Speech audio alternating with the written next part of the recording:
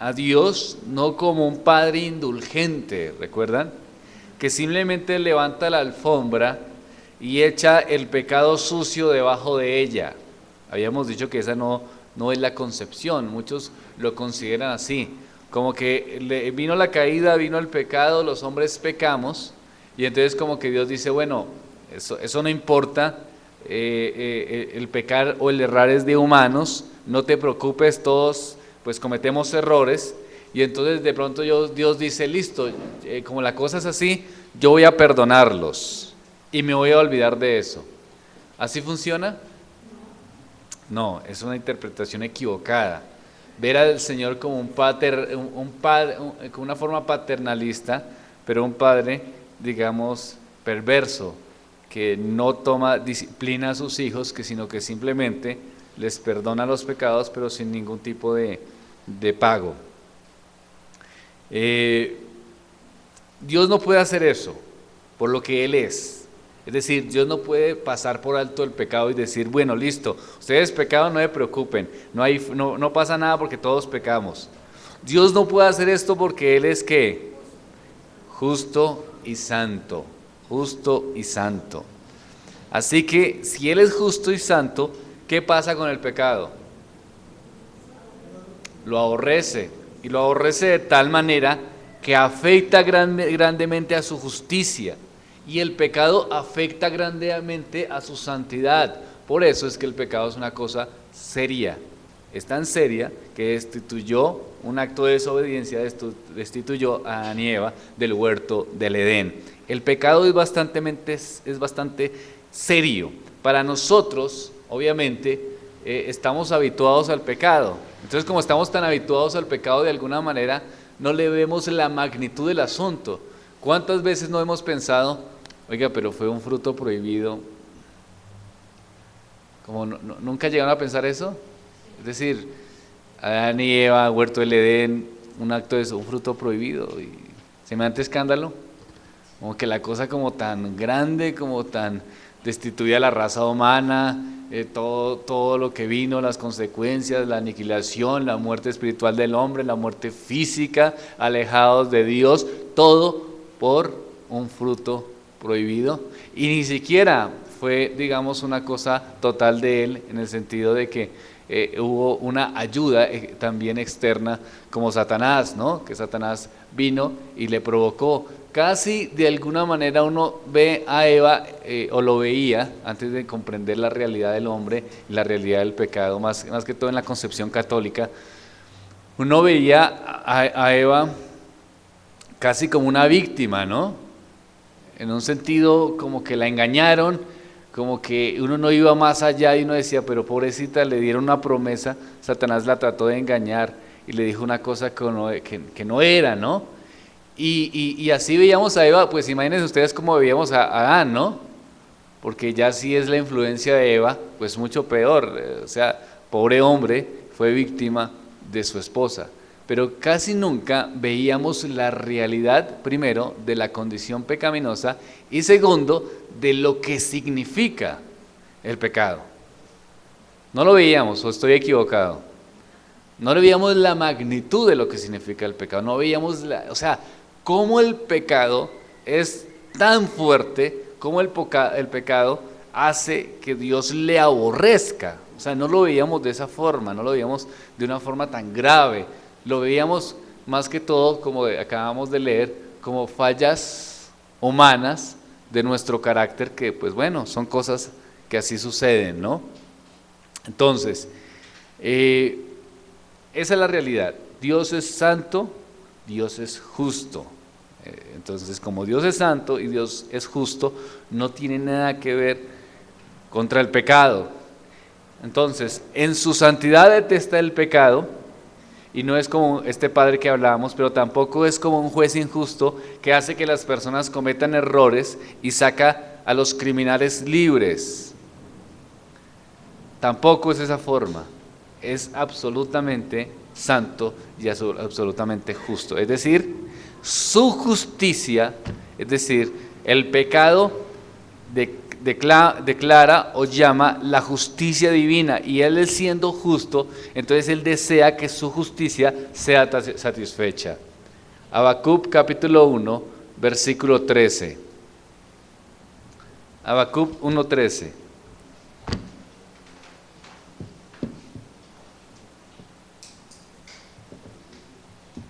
Alguien que por favor lo lea. Habacuc capítulo 1, versículo 13. Muy limpio eres de ojos para ver el mal. No puedes ver el agravio. ¿Por qué ves a los transgresores y callas cuando destruye el impío al más justo que es? Exacto. Muy limpio, dice las Escrituras. Muy limpio eres de ojos para ver el mal, ni puedes ver el agravio. Así como Dios es justo, también el pecado provoca su justicia. Es decir, ¿cuál sería la justicia porque el hombre agravió a Dios o pecó contra Dios? La muerte, la condena eterna en el infierno. Ahí está el detalle de la realidad de la condenación. Dios es absolutamente santo, Dios es absolutamente justo. El hombre peca contra Dios. Por insignificante que a usted le haya parecido este pecado, delante de Dios es un pecado aborrecible. ¿Por qué? Porque Dios es absolutamente santo y absolutamente justo. Ahora, ¿qué queda entonces después de que el hombre peca y queda esa situación de que Dios está indignado o está agraviado? Entonces, ¿qué sigue? Pues la condenación, es decir, porque se faltó a su santidad, se faltó a su justicia, entonces Dios, siendo coherente con sus atributos de ser santo y de ser justo, entonces ¿qué hace Dios? ¿O qué debe hacer? Hacer paga, es decir, condenación. Entonces, todos los hombres quedamos en esa situación crítica, quedamos totalmente condenados, pero su condenación, queridos hermanos, es una condenación absolutamente justa. Si no hubiese justicia, entonces no sería esperanza, no habría esperanza, es una condenación justa. Génesis 2, 16 y 17. Génesis 2, 16 y 17.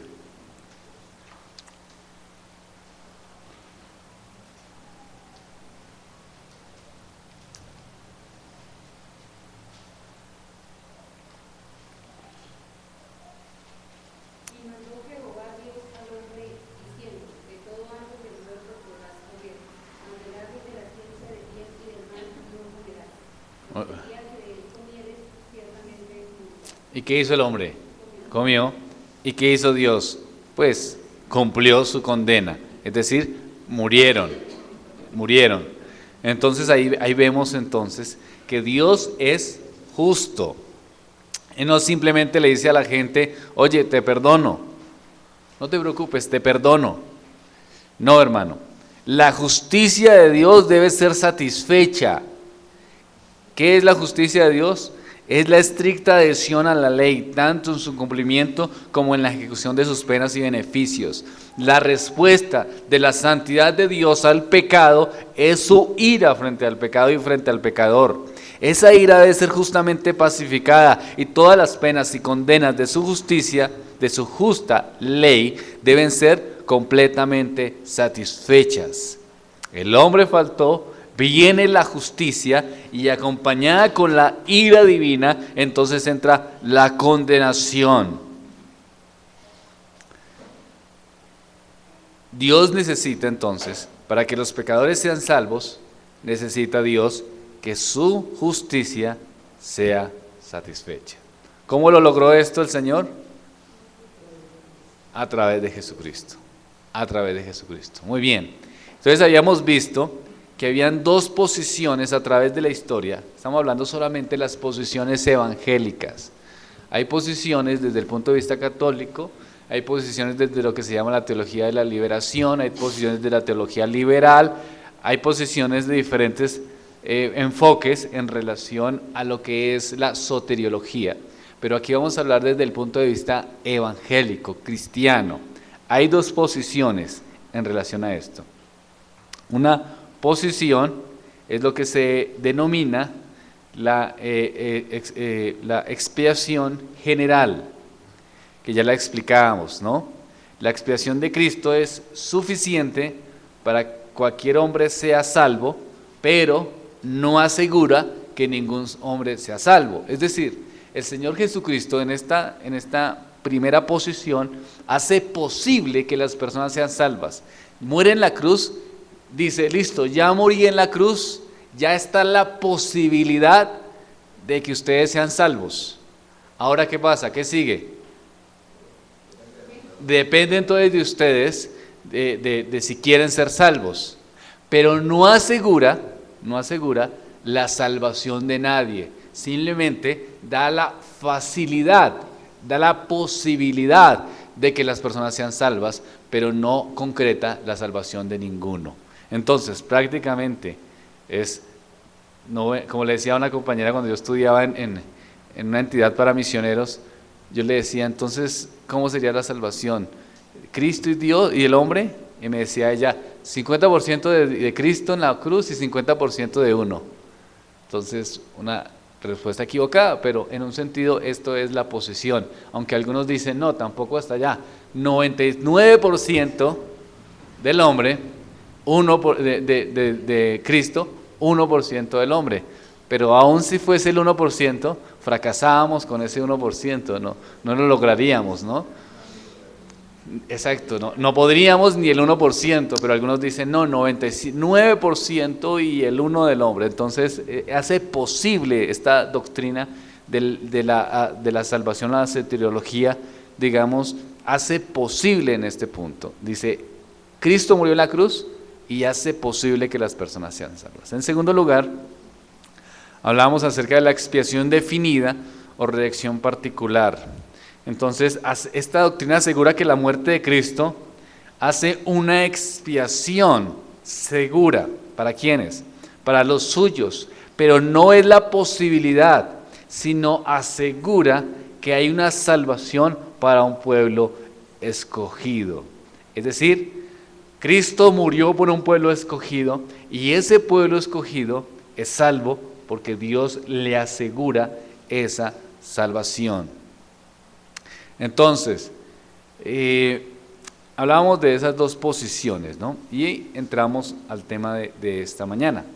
¿Cuáles son los asuntos precisos abordados por la doctrina de la expiación definida o redención particular? Obviamente, en toda esta parte de soteriología vamos a argumentar por qué la posición número 2 es la bíblica, es la teológicamente correcta.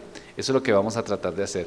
Pero a iniciar, vamos a ver cuáles son los asuntos precisos abordados por esta doctrina de expiación definida o redención particular. Y en su primera instancia, vamos a ver los aspectos negativos, es decir, los asuntos que están en el imaginario de las personas, pero que no son reales al pensar en esta doctrina de la expiación particular. Primer asunto negativo es el asunto abordado acá, no es si la expiación es suficiente para todos los hombres. Me explico. Algunos teólogos piensan o creen que los que creemos en una elección particular, no creemos que la expiación haya sido suficientemente fuerte, poderosa para todos, sino solamente para los de la iglesia, es decir, solamente para los elegidos. Eso no es verdad. La expiación, es decir, el sacrificio de Cristo en la cruz, es suficientemente poderoso, es suficientemente fuerte para salvar a todos los hombres. La salvación o la expiación es suficiente. La expiación hecha por Cristo es poderosa para salvar a todos los hombres. Es más, esa salvación podría salvar 1000 mundos. Tiene el valor suficiente para expiar los pecados de todos los hombres, de todas las mujeres, de todos los niños, de todas las niñas que hayan existido. es suficiente para salvar. Entonces, algunos dicen, no, ustedes lo que creen es lo siguiente, que la expiación es suficiente, no es suficiente, perdón, para salvar a todos los hombres.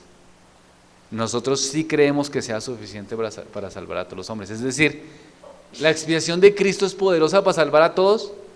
Sí, sí lo creemos. Nosotros no estamos diciendo que no creemos eso.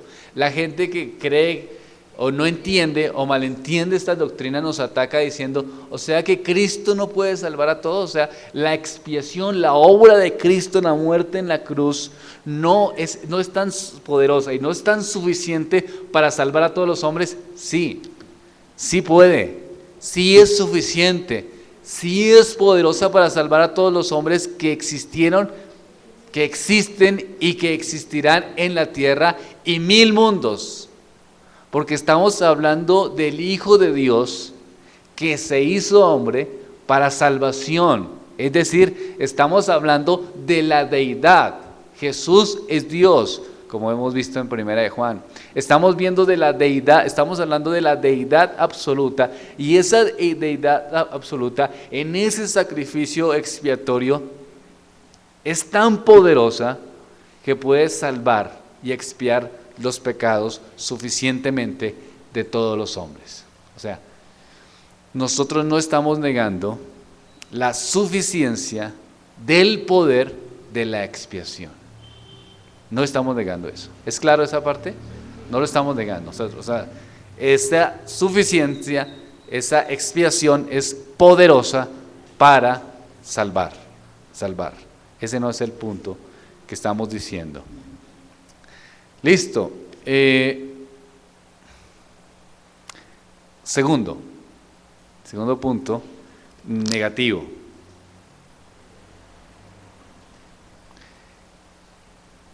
El asunto abordado no es si la propiciación es perfectamente adecuada para la necesidad exacta de todos los hombres.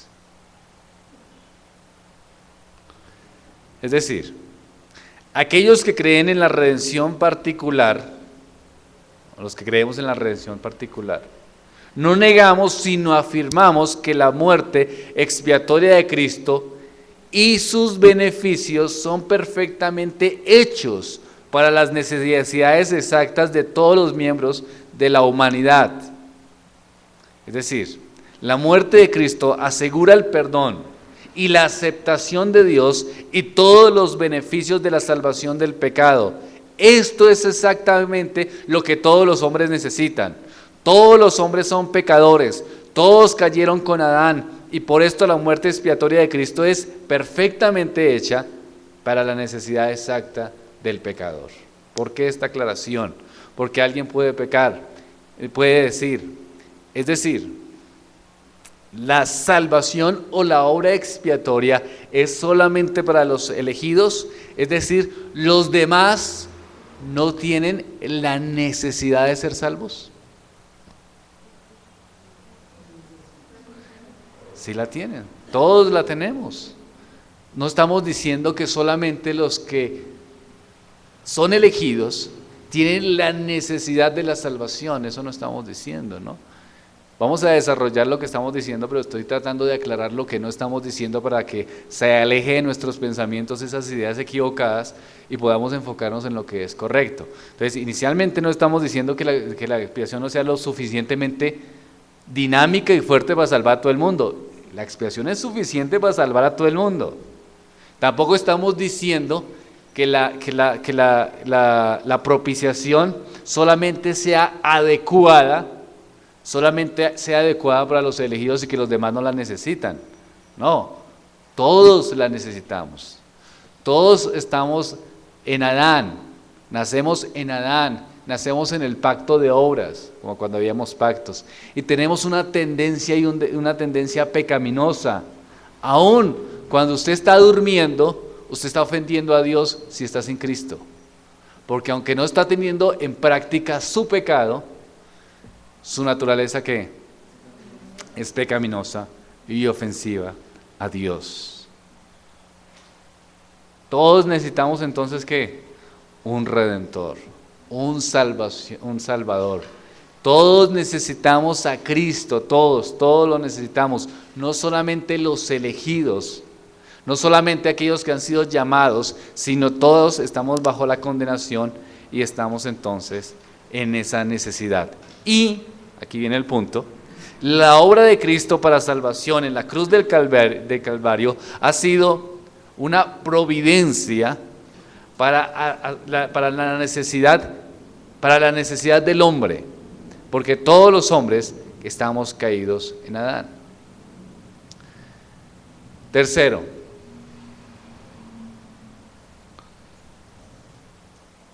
el asunto aquí abordado no es si los beneficios de la muerte de Cristo son libre y sinceramente ofrecidos a todos los hombres. Esta es una cosa que también nos tildan los que no comprenden estas doctrinas. El asunto abordado no es si los beneficios de la muerte de Cristo son libres y sinceramente ofrecidos a todos los hombres. Es decir, nunca, bueno, algunos sí lo dijeron. De hecho, cuando William Carey, lo que se llama el primer padre de las misiones modernas, ¿se recuerdan dónde fue? A la India. Cuando fue a la India, entonces reunió al concilio de iglesias o la asociación de iglesias y dijo: yo tengo un deseo sincero por ir a la India a predicar el evangelio, y miraron los recursos económicos que había para ello. Entonces muchos calvinistas dijeron: ¿para qué pierde su tiempo allá? No, pero es que yo quiero ir porque hay que predicar el evangelio. Y algunos calvinistas mal enfocados o sin entender las doctrinas reales de lo que estamos hablando, pocos, porque finalmente él fue y lo apoyaron, manifestaron: los que han de ser salvos serán salvos. Entonces, ¿para qué vamos a perder el tiempo y gastar plata por allá y gastar recursos y perder el tiempo en este tipo de personas? William Carey era calvinista, ¿no? Entonces, gracias a Dios, la mayoría decidió mandarlo, y pues hizo esa obra tan espectacular que hemos visto, ¿no? Hasta salió la foto de él en los, ¿cómo se llama eso cuando uno hace cartas y le ponen? En las estampillas salió la foto de William Carey, fundó orfanatos, bueno, hizo la traducción de la Biblia al idioma, a los diferentes dialectos que ellos tenían. Bueno, hizo una cantidad de cosas impresionantes en pro del evangelio de Cristo en la India. Entonces, este asunto no se trata de que no debamos predicar el evangelio libremente a todos los hombres. No, eso toca sacarlo de nuestra cabeza.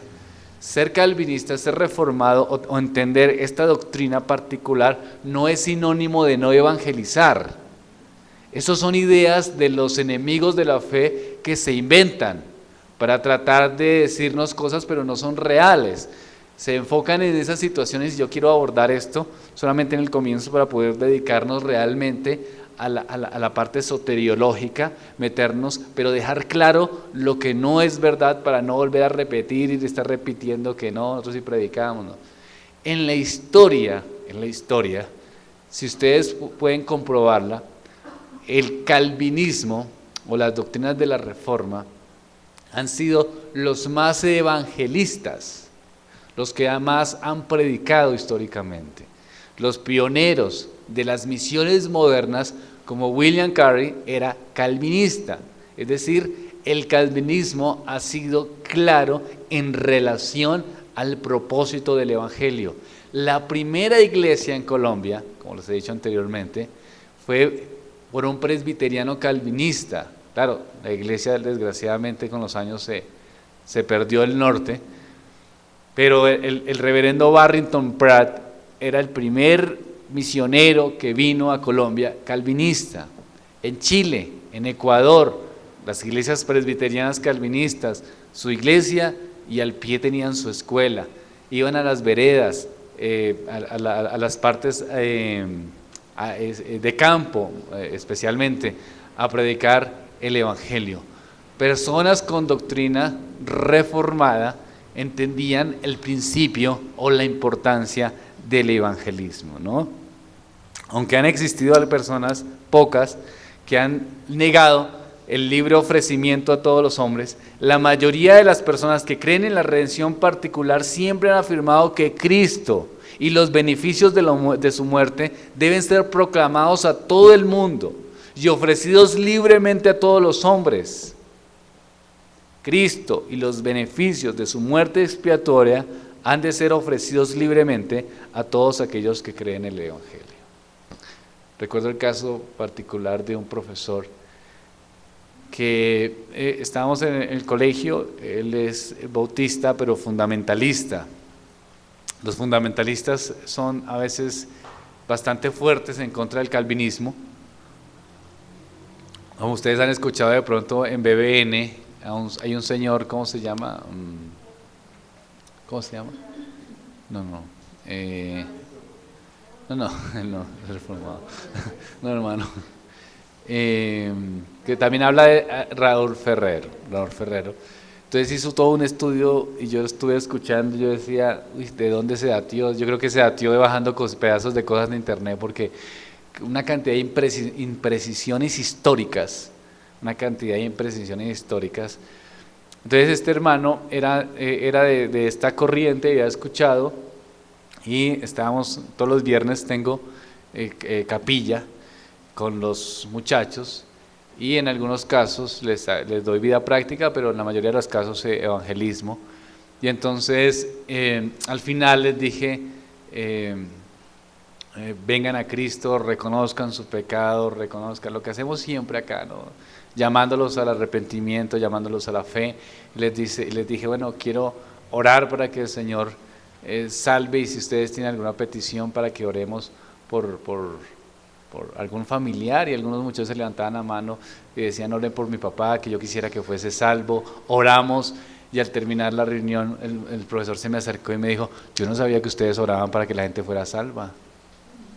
El hombre aterrado, impresionado, y usted está llamando a la gente al arrepentimiento.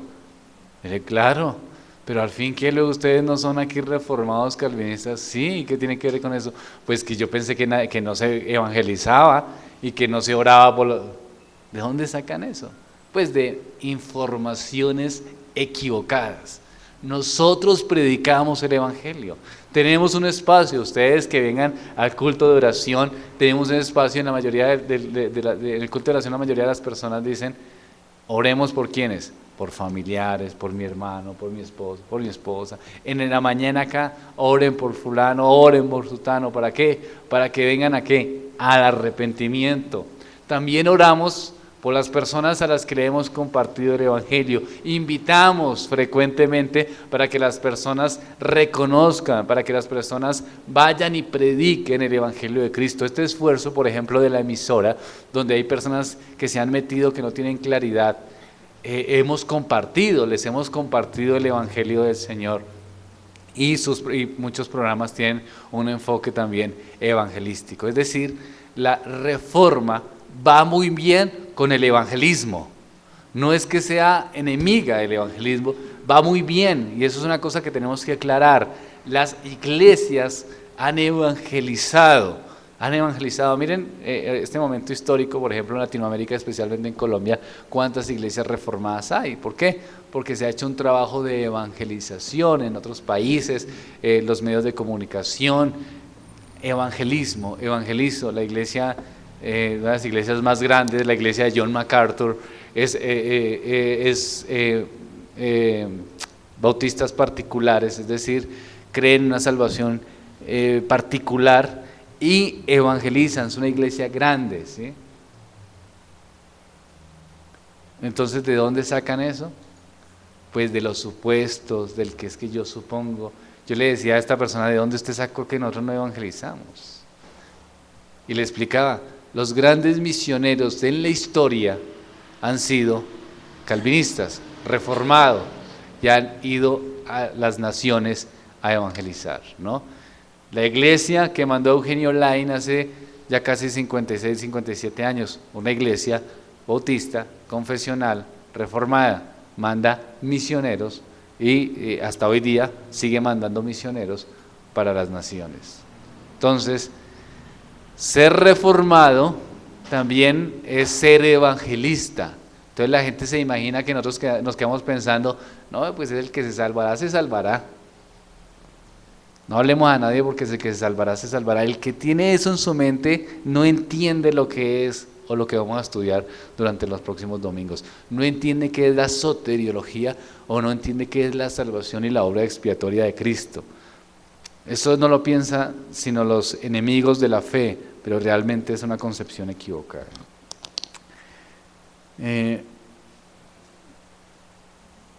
Siguiente asunto. El asunto no es, estamos hablando de los asuntos negativos, si todos los que reciben la libre oferta del Evangelio confiando en Cristo serán salvos. El asunto no es si todos los que reciben la libre oferta del Evangelio confiando en Cristo serán salvos. La doctrina de la redención particular de ninguna manera niega, sino que afirma fuertemente que cualquier persona de la raza humana que pone su confianza en Cristo será salvo. Ninguno que venga a Cristo con arrepentimiento y fe será echado fuera. Algunos creen que nosotros decimos lo siguiente, que hay una persona que llega y dice, oiga, esto es el Evangelio, yo quiero ser salvo, y viene a Cristo y pide perdón, Señor, me arrepiento por mis pecados, vengo a ti, Señor, en un corazón arrepentido, y Señor, perdóname, deseo ser creyente, necesito seguirte a ti. Y entonces muchos dicen que nosotros decimos entonces a esta situación, si no eres elegido, devuélvase.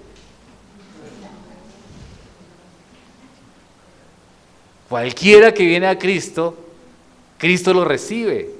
¿Cómo nosotros vamos a decir que no lo recibe? Que el Señor va y mira en la lista, venga a ver, si está anotado, sí, si no, siga su camino. Y el hombre con ganas de ser salvo, no, pero recíbame, yo quiero ser salvo. Nada, siga derecho, porque usted no es de los elegidos. Eso no es verdad.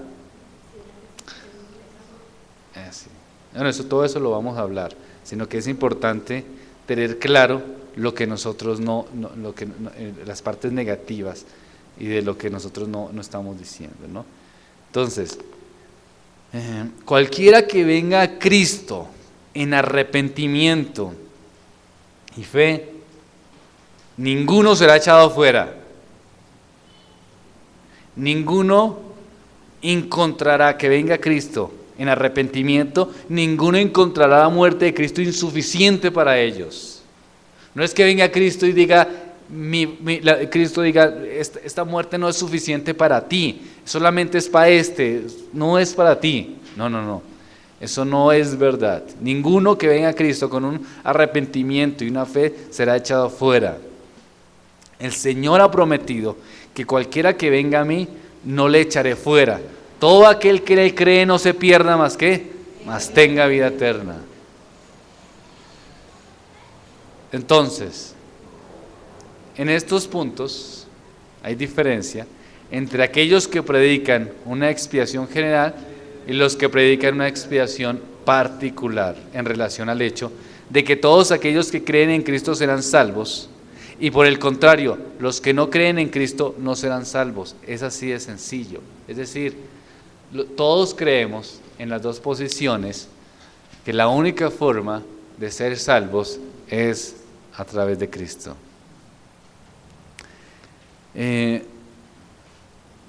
Entonces, un hombre,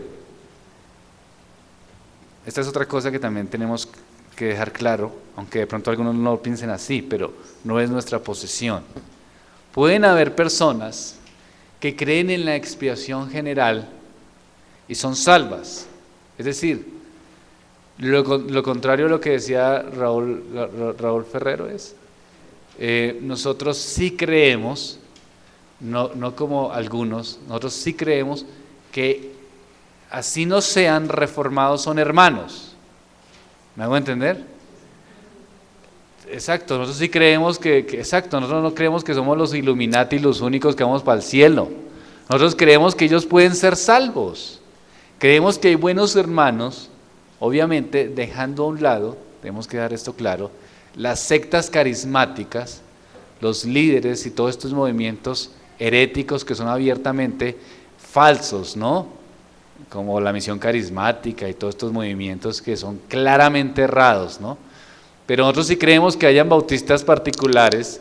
Por ejemplo, yo soy muy amigo de muchos hermanos de BBN y son hermanos, son salvos, son hermanos queridos, son hermanos que profesan piedad y profesan una fe genuina en nuestro Señor Jesucristo y son salvos.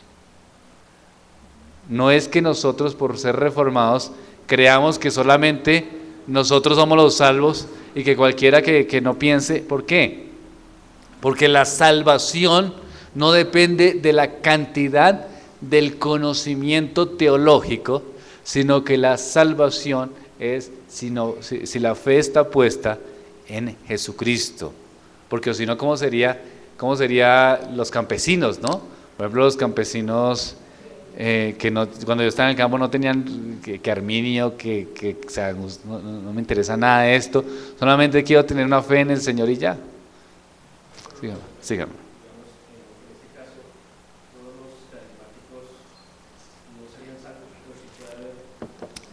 Hay dos posiciones en ese sentido. Hay unos que creen que no, que ninguno que esté militando en estas posiciones carismáticas o en estas iglesias carismáticas donde abiertamente el evangelio no es expuesto, pues no son salvos. ¿Por qué? Tienen razonamiento en ese hecho.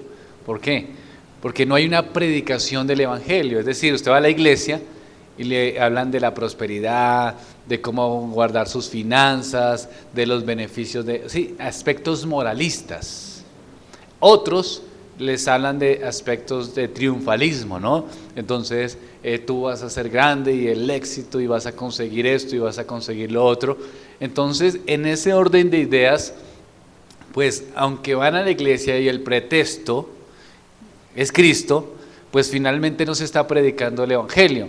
Entonces, si no se está predicando el evangelio, ¿cómo pueden ser salvos si no hay evangelio? O sea, si no reciben la palabra del Señor. Entonces, unos dicen, definitivamente ninguno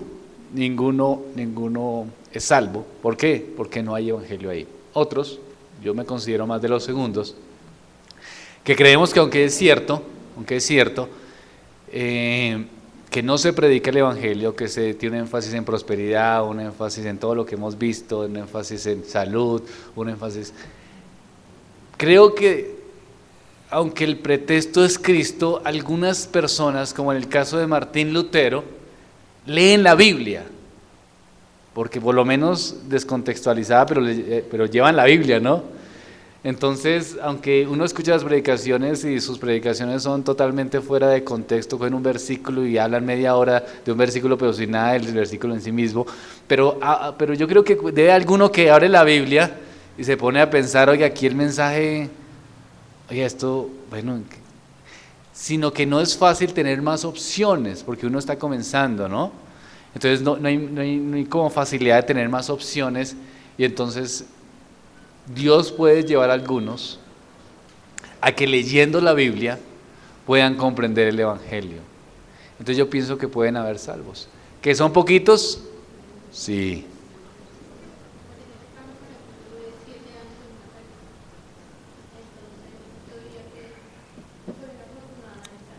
Exacto.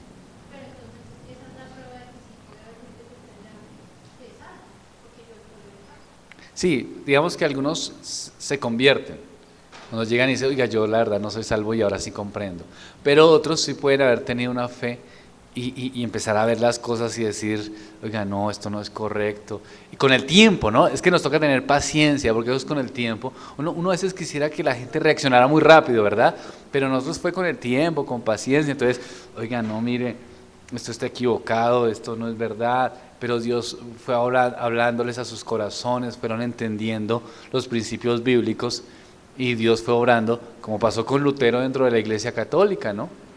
Estaba Lutero ahí y se dio cuenta, pues no tenía más, no sabía más, ¿Y cómo fue comprendiendo? Leyendo la Biblia, ¿no? Entonces el hombre fue leyendo, entonces, pero eso sí, creo que son muy poquitos, creo que la mayoría están ahí más por una cuestión emocional, por una cuestión, pero creo que pueden haber algunos que puedan haber reconocido por medio de las escrituras el Evangelio.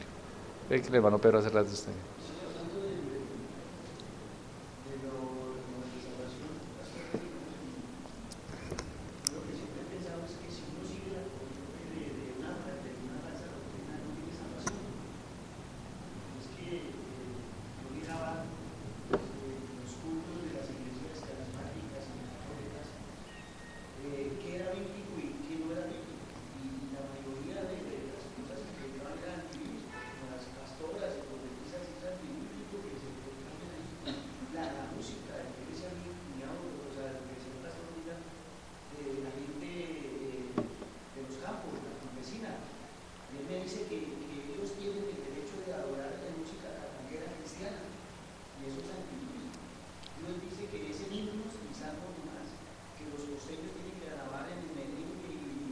Vallenato y todo eso.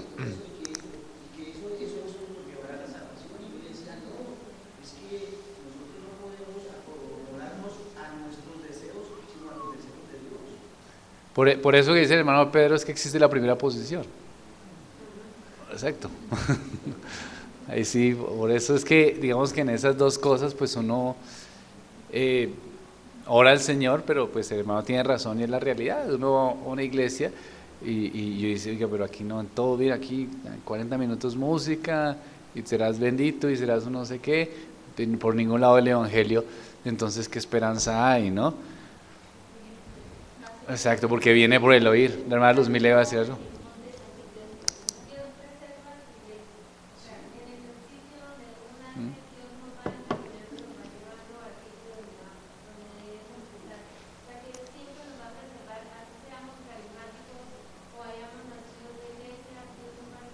Sí, Dios, esa es la esperanza, que el creyente fuere guiado y Dios lo va llevando, esa esperanza. Y es providencia de Dios o para testimonio o para su gloria también el hecho de que Él nos haya dejado tantos años y lo haya permitido que uno tantos años haya permanecido en una iglesia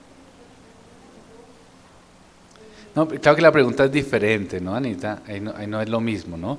La pregunta es si pueden haber salvos, ¿no? O sea, Dios nos preserva, o sea, todos venimos ya sea de la iglesia católica, de la iglesia carismática, de una secta, de nada, de un ateísmo, o sea, todos venimos del fondo, no. La pregunta es si en la iglesia carismática, ¿cierto? Pueden haber salvos, o sea, ya salvos. Entonces, digamos que en ese sentido es la respuesta. Puede que sí, no muchos, pero puede que sí.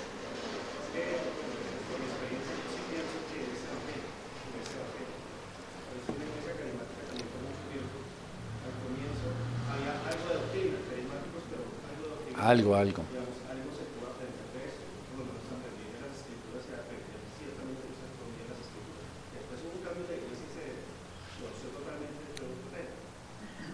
Algo. Sí, tiene que ser. Solamente el Evangelio es lo fundamental y una iglesia, esto no es un teatro. La iglesia no es un teatro, la iglesia tampoco es un cine, un concierto, no es una confraternidad de personas de pronto con falta de amor. No, la iglesia es la iglesia de Cristo, columna y baluarte de la verdad. Y tiene que enfocarse en la sencillez de la predicación y del evangelio. Así de sencillo, ¿no? Entonces, muchas personas asisten a este tipo de iglesias y les gusta y esperan por el espectáculo y por el ofrecimiento, ¿no? Entonces, y por sentirse a veces, porque yo conocí una iglesia que iba con los 20 años por sentirse uno de mejor familia, ¿no?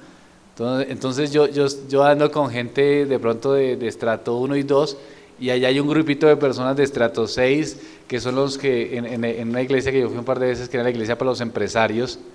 Entonces uno iba con un amigo y íbamos y eran empresarios, entonces se sentían felices, ¿no?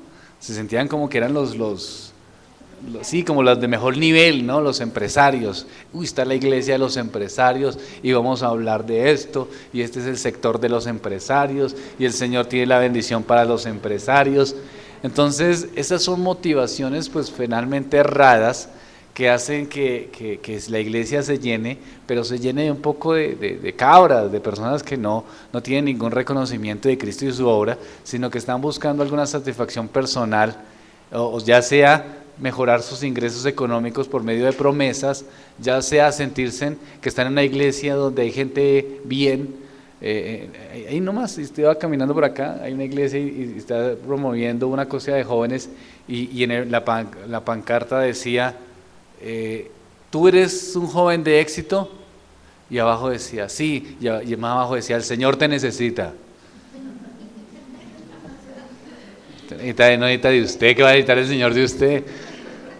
Yo leyendo eso, entonces, claro, yo soy de éxito, entonces me necesita, ¿dónde hay que ir? ¿Dónde están los jóvenes de éxito? O sea, lo que hacen es subir las perspectivas de lo que es la persona, pero pues obviamente errados en el conocimiento. Sí, como si ser pobre fuera un pecado, ¿no? Entonces, no, y casi que lo hacen ver en estas iglesias la pobreza como una situación pecaminosa, ¿no? ¿Qué pasa con usted? ¿Por qué no está bendecido? Porque por eso es la preocupación y el énfasis de mejorar la economía, ¿no? Es el énfasis de mejorar la economía. ¿Para qué? Para tratar de dar una estabilidad, ¿no? Hay una realidad en el tema de la salvación, y la realidad el Señor la apunta en su palabra diciendo que son pocos los que han de ser salvos. O sea, el hecho de que uno en el mundo vea mucha gente congregándose, mucha gente aparentemente piadosa, no significa que esa es una relación real de lo que ha de ser. Porque el mismo Señor lo dice, muchos, pero pocos serán salvos. La puerta que conduce a la perdición es ancha, y la que conduce a la salvación es estrecha. El camino es ancho, el que conduce a la perdición, pero angosto, el que conduce a la salvación. Entonces hay un contraste real y bíblico allí, que por lo tanto uno tiene que tener mesura, y aún uno que dice ser creyente tiene que cuidarse. Exacto. No sea que venga yo siendo heraldo para otros, venga a ser eliminado. Entonces, para concluir esta parte, nosotros creemos que Cristo murió con la intención de salvar a aquellos que realmente salva. ¿Me van a entender? O sea, él dijo, voy a morir, tengo la intención de salvar, pero salva. Los de la expiación general sostienen que el efecto, que la mayoría de las personas por quienes Cristo murió, pues no se salva.